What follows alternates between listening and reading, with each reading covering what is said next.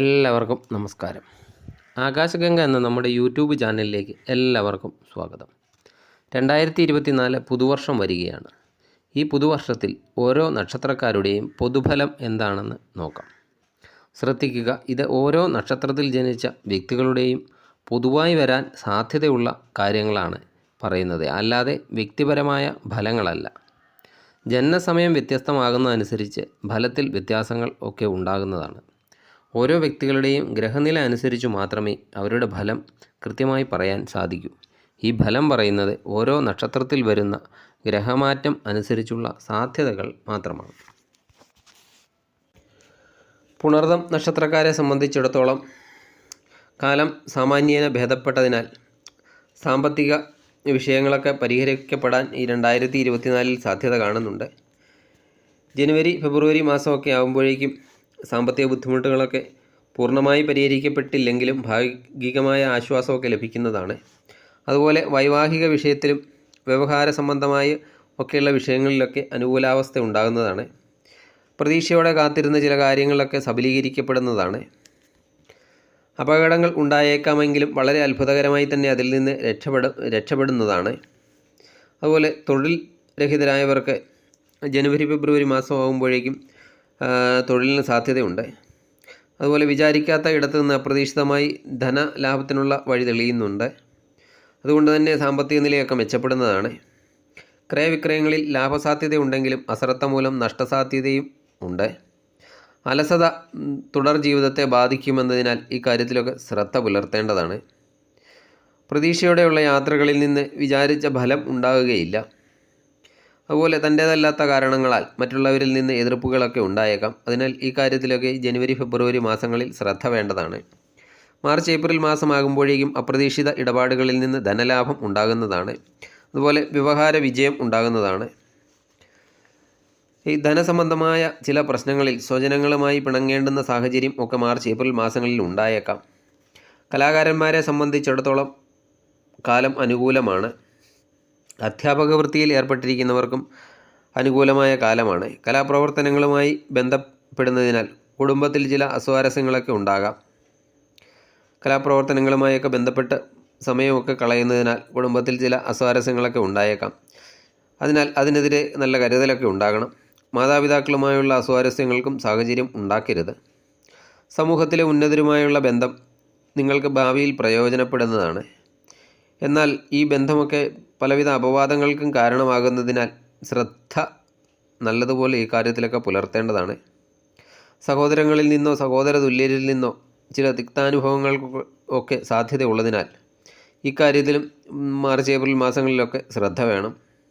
തനിക്ക് ശരിയെന്ന കാര്യങ്ങളിൽ ഉറച്ചു നിൽക്കുന്നതാണ് നിങ്ങൾ ഈ സമയത്ത്. അതുപോലെ ചില സന്ദർഭങ്ങളിലൊക്കെ മാനസിക സംഘർഷങ്ങളിൽപ്പെട്ട് സംസാരിക്കുകയും അത് മറ്റുള്ളവർക്ക് അതൃപ്തി ഉണ്ടാക്കുകയും ചെയ്യുന്നതാണ്. അതിനാൽ ആ കാര്യങ്ങളിലൊക്കെ നല്ല മുൻകരുതൽ മാർച്ച് ഏപ്രിൽ മാസങ്ങളിലൊക്കെ എടുക്കേണ്ടതാണ്. മെയ് ജൂൺ മാസം ആകുമ്പോഴേക്കും മുൻകോപവും ക്ഷമയില്ലായ്മയൊക്കെ ചില വിനകളൊക്കെ വരുത്തുന്നതാണ്. അതുപോലെ അതൊക്കെ കടുത്ത വിമർശനങ്ങൾക്ക് കാരണമാവുകയും ചെയ്യുന്നതാണ്. പ്രിയപ്പെട്ടവർ പോലും ഇക്കാര്യങ്ങളിൽ വിമർശിക്കുകയും അത് മനോദുഃഖത്തിന് കാരണമാവുകയും ചെയ്യുന്നതാണ്. അതുപോലെ ദൂരയാത്രകളൊക്കെ ചെയ്യേണ്ട സാഹചര്യം ഉണ്ടാകും. അപ്രതീക്ഷിതമായി ചില അപകടങ്ങളൊക്കെ ഉണ്ടാകുമെങ്കിലും അത്ഭുതകരമായി അതിൽ നിന്നൊക്കെ രക്ഷപ്പെടുന്നതാണ്.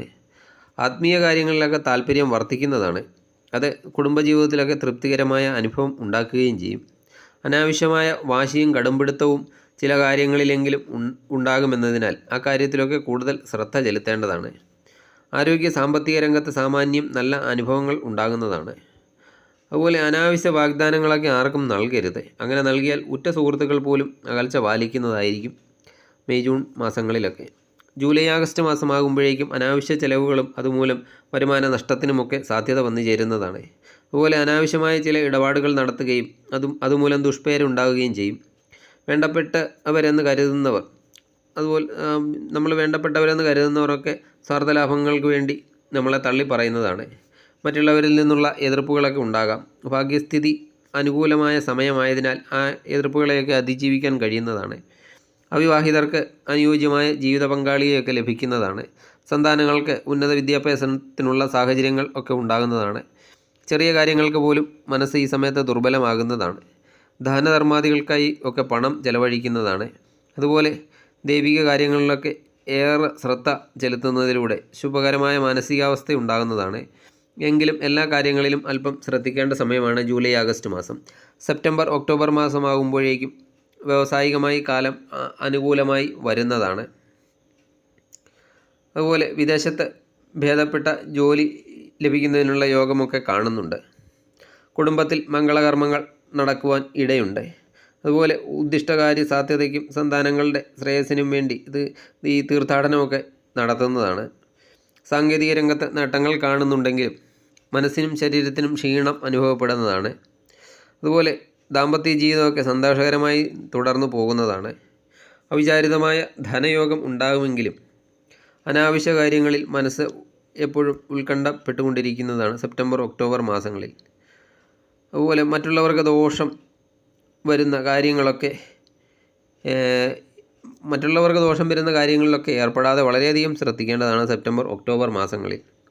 നവംബർ ഡിസംബർ മാസമാകുമ്പോഴേക്കും ഓരോ പ്രവൃത്തിയിൽ ഏർപ്പെടുന്നത് വളരെ സൂക്ഷ്മതയോടും കരുതലോടും കൂടി ആയിരിക്കണം.